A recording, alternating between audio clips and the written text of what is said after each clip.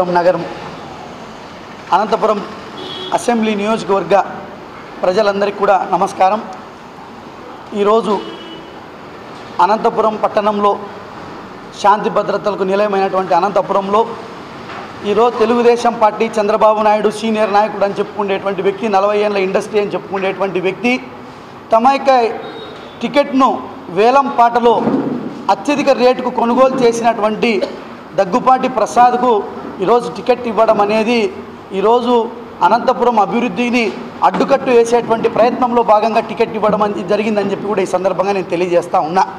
Telugu Desam party తన ఇష్టం, తన ఎవరికైనా టికెట్ను అమ్ముకునేటువంటి సౌలభ్యం చంద్రబాబు నాయుడుకు ఉంటుంది।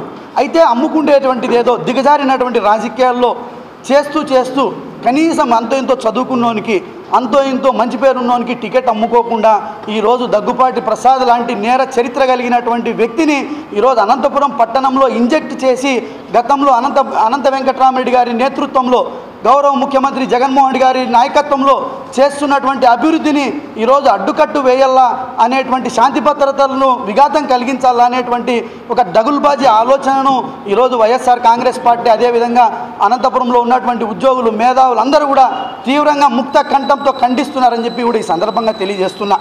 ఈరోజు దగ్గుపాటి ప్రసాద్ తన యొక్క అఫిడవిట్లో తన స్వహస్తాలతో రాసుకున్నటువంటి సందర్భం పేజ్ నంబర్ 3లో class B PRC number 16 of 2019 ఈ యొక్క క్రిమినల్ కేసులో ఈరోజు under section 147, 148, 307, 302, 120 read 120B read with 149 IPC దీంట్లో ఈ యొక్క క్రైమ్ నంబర్ 56/2015లో A12గా నన్ను ముద్దాయిగా చేర్చారని చెప్పి కూడా చాలా క్లియర్ కట్గా తన స్వహస్తాలతో దాఖలు చేసినటువంటి అఫిడవిట్ను కూడా ఈ సందర్భంగా మీ అందరికీ కూడా నేను చూపిస్తున్నా।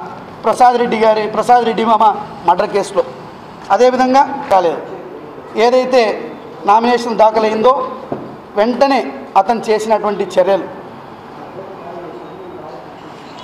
పట్టపగలు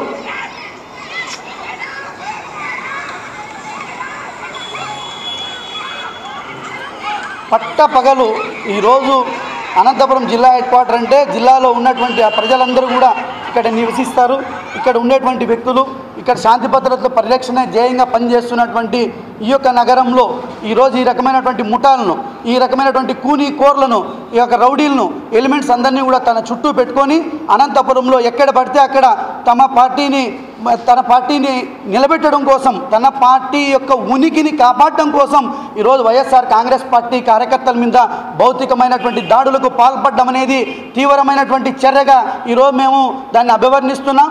దగ్గుపాటి ప్రసాద్ నీ యొక్క చేష్టల్ని తక్షణం మార్కోమని చెప్పి కూడా ఈ సందర్భంగా హెచ్చరిస్తాను। ఈరోజు దగ్గుపాటి ప్రసాద్ నువ్వు ఎంపీపీగా ఉంటే 2014 నుంచి 19 వరకు నేను అదే మండలంలో నేను కూడా జెడ్పీటీసీగా నీతో పాటు పనిచేసా। 14 నుంచి 19 వరకు ఆ రోజు ప్రభుత్వం నీది, జిల్లా పరిషత్ చైర్మన్ మీవాడు, ఆ రోజు రాప్తాడు మినిస్టర్ పరిటాల సునీత మంత్రిగా ఉంది। కనీసం నీ యొక్క గ్రామానికి ఒక బకెట్ నీళ్లు తీసుకుపోయినటువంటి యోగ్యత నీకుందా? ఒక కాలువ తొగినటువంటి చరిత్ర నీకుందా? ఒక రోడ్డు వేసినటువంటి దాఖలా నీకుందా?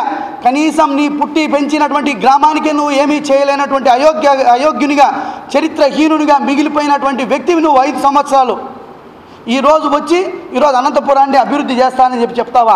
ఈరోజు నేనే విట్నెస్, నువ్వు చేసినటువంటి అభివృద్ధి ఎక్కడుందో మచ్చుకైనా నువ్వు ధైర్యం ఉంటే, నువ్వు అభివృద్ధి చేసింటే నువ్వు చూపించాల్సిందిగా ఈ సందర్భంగా నేను డిమాండ్ చేస్తూ ఉన్నా।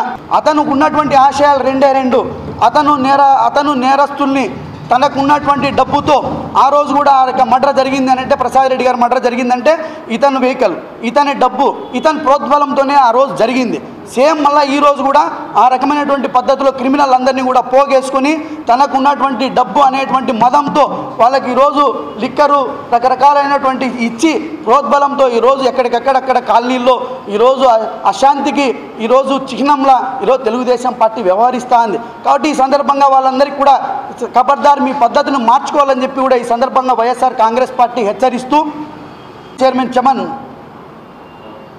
మంత్రి, ఎమ్మెల్యే, నీ నియోజకవర్గం పరిటాల సునీత, నువ్వు తీసుకొచ్చినటువంటి గ్రాంట్ ఏంది? నువ్వు చేసినటువంటి డెవలప్మెంట్ ఏంది? అమ్మ పుట్టినిల్లు మేనమామకి తెల్లా? అట్లా నువ్వు ఆడ ఏమి సొంతూరికి అన్నం పెట్టిన ఊరికి నిన్ను పెంచి పెద్ద చేసినటువంటి నీ సొంత గ్రామానికి బొట్టు పని చేయలేనివి ఈరోజు ఈ ఇంత పెద్ద నియోజకవర్గానికి ఏం చేయగలుగుతావు? ఏ సందులో ఎవరున్నారు, ఏ సందులో ఏ కాలనీ ఉంది, ఏ సందులో ఏ గుడి ఉంది, ఏ మసీదు ఉంది, ఏ పార్క్ ఉంది,